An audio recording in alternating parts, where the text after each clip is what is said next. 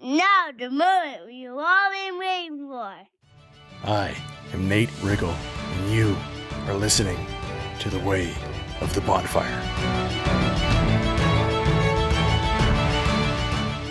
Hey, this episode is part 5 of a limited 5-part series focused on the starting points for rebuilding the strength of human connection in our lives and our work, because we didn't realize that we were starved for it, and we've lost it over the years. So if you haven't listened to, at the very least, part 1 of 5, I recommend you listen to that one first, because it's really tough to do the others, meaning parts 4 through 5. It's hard to do those well in any lasting way without at least some foothold in the connection, clarity, and relationship that you have with yourself. And that's what part 1 is all about. This podcast is dedicated to finding the very best ways to bring the good things of this world together in more meaningful and lasting ways that lead to better growth, enjoyment, and connection in our lives. Because more good, hardworking people need to stop waiting to make the most of their lives. All right, let's get after it. On this episode, I want to share a few things. So, 1, a quick review of why connection is getting so much attention from me as one of the 3 keys to unlock everything we ever wanted. 2, a quick recap of the first 4 footholds of connection that lay the foundation. And 3, share foothold number 5 of 5, which, you guessed it, brings it all together. And number 4, as we've done on the previous 4 parts of this challenge or series, I want to issue a small challenge to take actions so you can at least plant a seed for foothold 5. So let's go into number 1 there as a review on why the subject of this connection series has been a pillar of the podcast, and why I've taken 5 episodes specifically to just focus on the beginning of getting connection again, or kind of rebuilding it, is because human connection is a core element of fulfillment and lasting success in any category. But we accidentally have been relying more and more on counterfeit versions of it that give us the illusion of joy or productivity or connectivity. So this series is a challenge to get a foothold in 5 areas that never will change in principle, but only get more powerful and valuable despite the shifting landscape, or maybe even caused by the shifting landscape. If we have the connections down, if we have these 5 parts down, then as things shift in the landscape, as technology continues to become like next level changing crazy stuff, or politics or any society of the world starts to move, if we can get these down, it won't be so stressful. It won't be as hard to adapt. And I know I'm making some big claims here, but that's why principles are more than policies or plans or strategies. And those things are all important, but principles need to come first. Like the latest thing that promises to be the best and brightest is kind of usually what gets our attention. And sometimes we put too many eggs in that basket before we get our principles down. But they're more powerful than everything because they are timeless and durable in any situation. I'm not saying that about every single principle you could ever use. It's about finding the best ones. Anyway, it's good to know how things are changing and how to use them to help ourselves and others, and how to avoid and be leery of their potential harms if they have them, so we can know if we should embrace them or block them or moderate them at least against that downside, and how exactly to integrate these new tools and capabilities appropriately into our plans in life. There's one kind of subject or concept that is my favorite. That's what I care most about, and that's development. And what I just described, that's what development is all about. But what's even more important is to know what principles we can apply in our approach that will make sure we don't lose our footing as things change, but become the opposite of that fearful, panicked, aimless, and incoherently lost state. And what's the opposite of that is to be ready and resilient and confident that we will make the most of it come what may. Not an empty hope or a vain way to just half-heartedly look on the bright side and ignore the reality of what is. Principles are a way of being and navigating what is and what has been and what is coming our way. Sometimes that means finding joy in every day when everything is more difficult than we ever expected.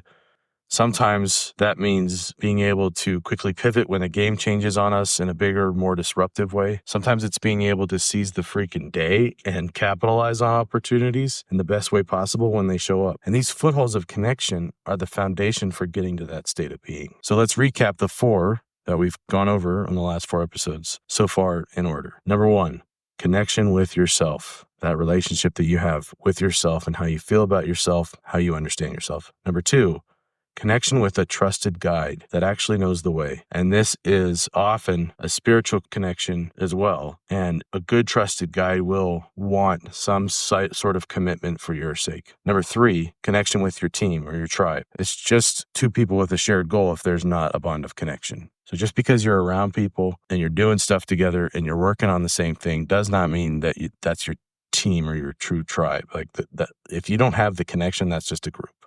We want to turn this into something that feels like a team. And that could be a marriage. It could be a family. It could be anybody that you're trying to build something amazing with, something greater than yourselves.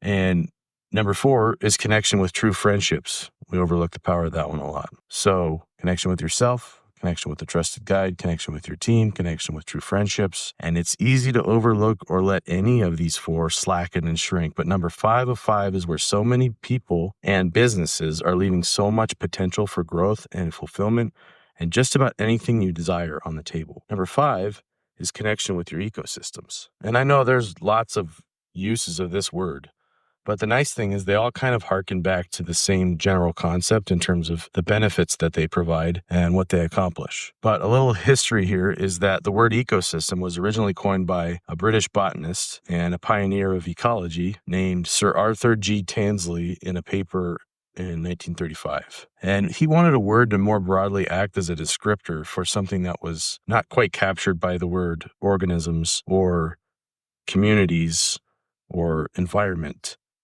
but that would describe the interconnectedness and the integration and the interactivity of all of the living and non-living things that affect the organisms in a given setting. And that setting has an infinite range. So an ecosystem can be as small as an atom and as big as the universe. In the natural sense, the Earth is just one big ecosystem made up of smaller ecosystems. So as individual organisms in the environment, we can have all different relationships with each other. But there's no question that the healthier the ecosystem is, the more we all benefit from it as individuals and as a group. So I looked up what are the signs of a healthy ecosystem, and somebody was able to simplify it down to just 3 things: productivity, resilience, which I've kind of alluded to that already. That's maybe one of my favorite benefits of an ecosystem, and then organization. So if I extrapolate from those 3 words, it allows us to produce more of what we want and need than we could alone. It allows us to bounce back or adapt to changes and disruption more quickly when it comes, and keep a sense of stability and balance, even though jungle life looks like total chaos and mayhem from the outside. And that's kind of how it feels sometimes if we're not integrated in that ecosystem well, or we don't know our role. We can be partially connected to an ecosystem or fully integrated. So ask yourself, do you value your ecosystem? Maybe you're saying, like, you've been talking about biology, like, what's my actual ecosystem? That could be something that you're building or you're already a part of. It could be a business.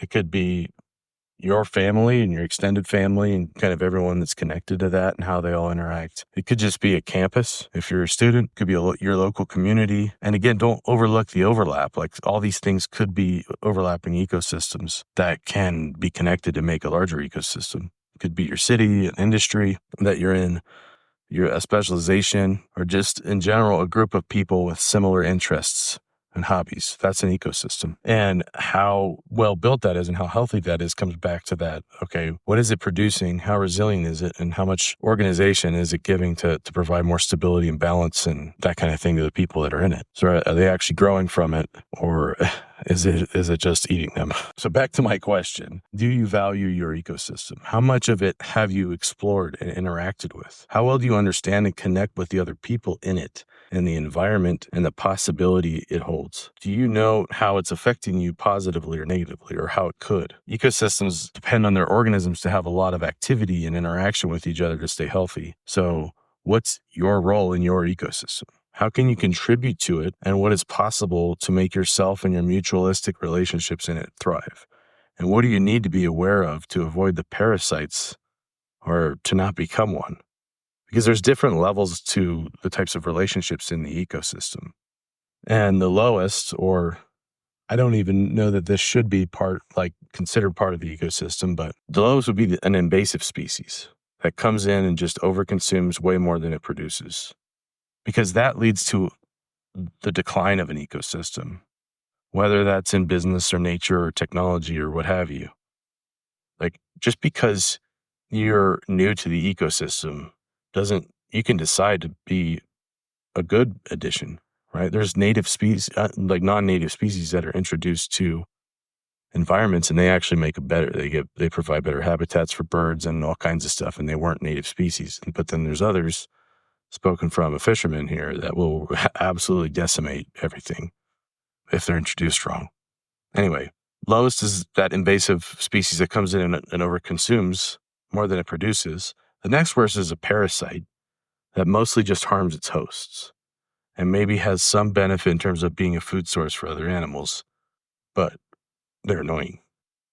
And the biologists, if there's anybody in kind of the biology or horticulture side of things, or, they're like, well, actually, there is a benefit. Like, I know. I'm just saying that if you're one of the organisms that's a host organism, parasites are annoying and you don't want to be one. The next level is called commensalism, which is where one animal benefits and at least doesn't harm its hosts, but also doesn't really benefit it, but does still have some contribution to the ecosystem. An example of that would be like a barnacle on a whale. It gets a safe place to live, a nice, free ride, and it gets free food, right? But it doesn't really give the whale a direct benefit back, right? So it's not that mutualistic relationship, but it does filter the water for the larger group of organisms that live in it. So that's the whole thing, is as you bring in there needs to be diversity in your ecosystem. And this isn't me getting on a soapbox talking about the DEI stuff. It's me talking about, we all have differences. Let's not try to be all just like, sometimes we get caught up in the idea of, okay, who are the like-minded people that I need to be around to make this work? But sometimes what you need is a totally different perspective. You need additional variety and differences in thought, in backgrounds, and all that kind of stuff to make the ecosystem do stuff that you can't even see. Like, it will become more beautiful and lush and produce more for everyone if you allow it to have that diversity. But and that's why competition exists, is to kind of keep the balance of all that stuff, right? Because there will be people that come in and try to use it for their own advantage and not try to add to it. Anyway, the top level is mutualism, like the two apple trees in my backyard that need each other for cross-pollination, and the bees that cross-pollinate them and eat from their flowers, right? And my wife and I, who planted the trees and watered them and made sure their environment was optimized for growth with plenty of sunlight. And the other mutualistic parts are like the microorganisms you can't even see in the ground that make the soil fertile. And I think that's one thing I would emphasize about your connection to your ecosystem, is there are parts of it, and this is what people leave on the table so much, is because you can't always fully predict what being fully integrated with the ecosystem could bring you. There's all these unseen advantages that come because of that interconnectedness with the living things in a great environment that's only growing. So what does this, again, look like in our metaphorical ecosystem? It looks like partnerships and community in a great environment. It's the things you want to build with your team from part 3, where we talked about you want to build a life, you want to build a community, you want to build a neighborhood. Those are our metaphorical ecosystems. And the partnerships are mutualistic if they're done right, because you can have partners, you can have people that you're connected to, like, but that doesn't mean you're in partnership. And again, whether it's a marriage and a family, a business, a campus, a community, a city, an industry, or just a group of people with similar interests and hobbies, we've got to start thinking in terms of, how am I partnering? How am I being a good partner to this ecosystem? And how am I making sure that I'm not an invasive species or a parasite? Like, think about what you can contribute to be more integrated and create a more robust ecosystem and not be one of those things. And there will be those, and competition helps keep the balance, as I said, but even predators have prides and packs and mutualistic relationships with other organisms. A healthy ecosystem attracts growth at an exponential level. Like, as you build it and add to it, whether it's one that was existing already or one you're building from the ground up, from scratch, with one of your teams or partners, as it grows, it becomes like gravity, where it pulls in other good things and it tracks just a lot of potential. So the challenge for Foothold 505 is Write down your answers to these 3 questions. What does my ecosystem look like? And what ecosystems does it overlap with? So I guess it's going to be more, actually, like 5 questions. Number 2 is, how integrated am I in my ecosystems? Like, am I actually going and doing stuff in them?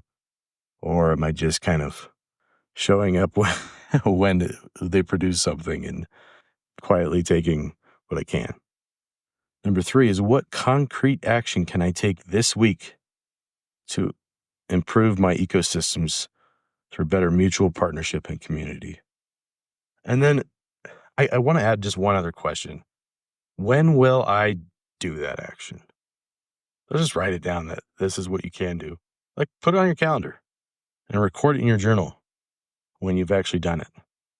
Because I don't want to just be your armchair philosopher. I want to help people be inspired to move and do something now, like as soon as possible. So if you could do me that favor, go through those questions and then actually go do it, not be passive. Seriously, an ecosystem is the ultimate form of connection and source for growth if you can learn how to live in one without being the host or the prey. And that starts with your partnerships in your community. And this is my specialty in business. I've done this for a long time. And it's been the source of all of my resilience and substantial growth. I'm getting better at expanding its application in other non-business areas, and it's making a big difference for me personally and professionally.